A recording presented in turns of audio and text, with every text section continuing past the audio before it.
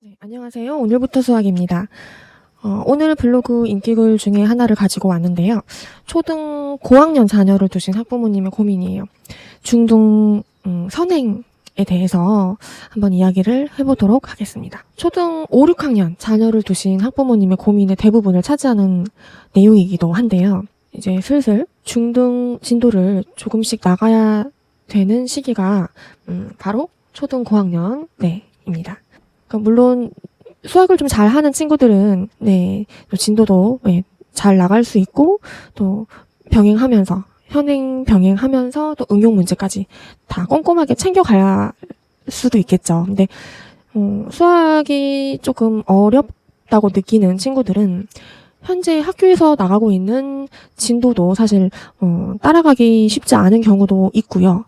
또 심화 문제를 못하고 아니면 응용 문제도 이제 너무 어려워서 못하고 이제 그렇게 학습을 하고 있는 친구들도 생각보다 많이 있어요.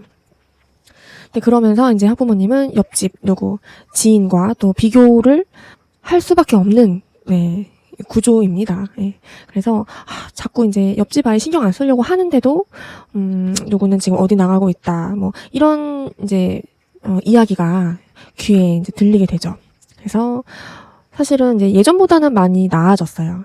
남을 의식하지 않고 우리 아이의 학습 속도에 포커싱을 맞춰서 이제 완전 학습을 꼼꼼하게 이제 공부를 하고 있는데 조금 더 포커싱 되어 있는 분위기이긴 합니다.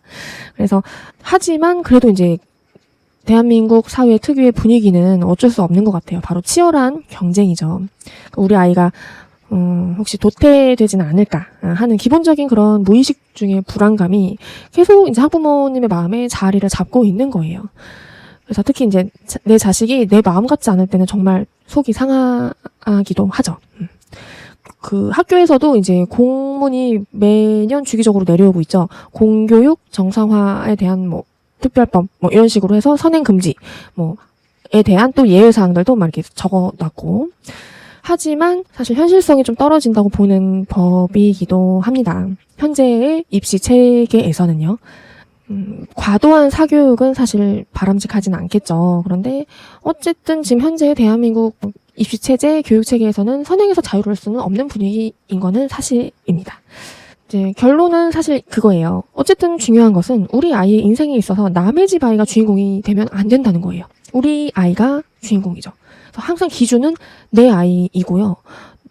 내가 정하는 거예요. 기준은. 남이 정하는 게 아니고. 그래서 그거에 대해서 한번 염두에 두시고 마인드 컨트롤 하시는 게 좋을 것 같아요.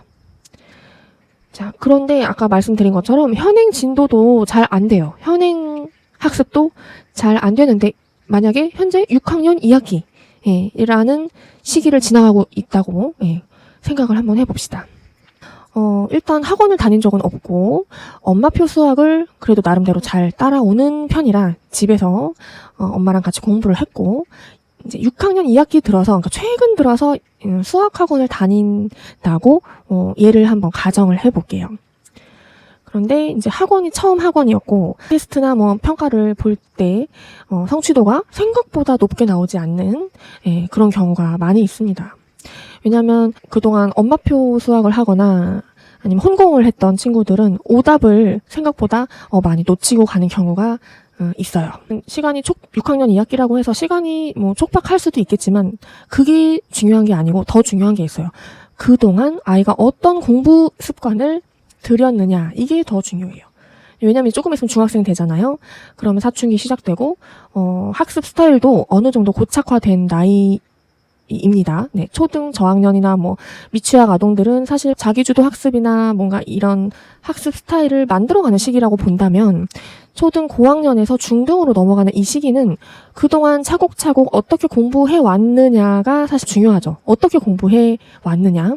만약에 공부를 전혀 안 했다면 이제부터라도 공부 습관을 들여야 되는데 그 시간이 어리면 어릴수록 더 좋다는 거죠. 진도는 그렇게 걱정할 건 아니에요. 그동안 공부를 이제 습관을 잘 잡아왔고 기본기가 잘 탄탄하게 되어 있다면 진도야 쫙쫙 나갈 수 있는 게 바로 진도입니다. 그래서 뭐 그거에 대한 걱정보다는 이 아이가 어느 부분에 구멍이 있는지 어느 부분이 취약한지 이거를 먼저 확인을 하는 게 우선이에요. 진도보다도. 진도는 진도 나가는 게 사실은 제일 쉽습니다. 그리고 아이들도 진도 나가는 걸 제일 좋아해요. 응용이나 심화를 곱씹어 보는 것보다. 왜냐면 진도는 선생님이 다 설명해주고 정말 쉬운 개념 문제만 풀고 넘어가거든요. 네, 진도만 나갈 때는. 네, 그래서 진도가 중요한 게 아니다. 또 그렇다고 근데 너무 또 초등 심화에만 집중해서도 안 돼요. 초등 수학을 아마 잘하는 친구들이라면 심화에다가 선행을 아마 병행하는 커리큘럼으로 가고 있을 거예요. 그런데 이 심화에 너무 발목이 잡혀도 비효율적이라는 거예요. 만약에 경시대회 입상을 목적으로 둔다면 당연히 심화 커리를 타고 가야 되겠죠. 그런데 그게 아니라면, 수상 목적이 아니라면 굳이 초등 심화를 너무 질질 끌고 갈 필요는 없다. 효율적이지가 않거든요. 그래서 그렇다고 또 심화를 잘하는데 심화를 하지 말라는 얘기는 또 아닙니다. 그래서 뭐든지 적당한 것이 좋습니다. 한 학기당 보통 심화 교재 한 권 정도 풀고 지나가고, 물론 푸는데 끝나는 게 아니고 오답까지 꼼꼼하게 다지면서 지나가야 되겠죠.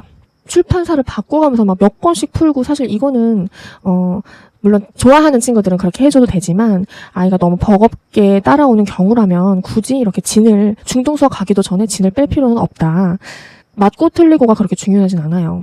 어려운 부분, 내가 취약한 부분을 어떻게 접근하면 되는지 뭐 이런 학습을 하는데 주안점을 둬야 되기 때문에 막 몇 개 틀렸고 몇 개 맞았고 여기에 너무 급급하다 보면 아이가 더 스트레스 받을 수 있어요. 그래서 실제로 그거 맞고 틀리고에 대한 강박이 생기다 보면 처음 보는 문제나 어려운 문제를 도전하려고 하지 않아요. 네, 익숙한 문제만 풀려고 하고 그렇습니다. 오히려 심화가 더 독이 될 수도 있어요. 그래서 그 점을 잘 확인하면서 공부를 해가는 게 좋을 것 같습니다. 근데 이 최상위 S, 최상위를 뭐 예를 들면 최상위를 푼다고 해서 아이들 수준이 다 심화를 풀 수 있는 수준은 아니에요. 보면은 앞에 쉬운 부분만 풀고 나 최상위 풀었다 하는 친구들도 있거든요. 그거는 사실 의미가 없고요. 마지막 단원, 매스 마스터나 뭐 종합 문제, 그 단원별로 제일 뒤에 있는 문제 있죠. 그거를 잘 풀 수 있으면 심화서를 잘 공부하고 있다라고 보여집니다. 틀린 문제를 정확하게 이해시키려고 강박을 갖고 계신 학부모님들이 많이 계세요. 그런데 지금 당장 이해가 안 가는 경우도 많아요. 그래서 그 구멍을 너무 완벽하게 메꾸려고 하지 않으셔도 될 것 같아요. 두세 차례 설명해보고 또 이해하려고 엄청 노력을 했지만 이해가 안 된다면 일단 과감하게 패스하는 것도 좋습니다. 그래서 너무 이제 심화해서 진을 빼지 않도록 해주시는 것이 좋을 것 같아요. 자, 오늘은 중등 선행에 대한 이야기를 해보았습니다. 속도전의 아이를 막 밀어넣기보다는 장기적인 관점에서 어떻게 공부하는 것이 좋은가에 대한 고민이 필요한 시기인 것 같습니다. 감사합니다.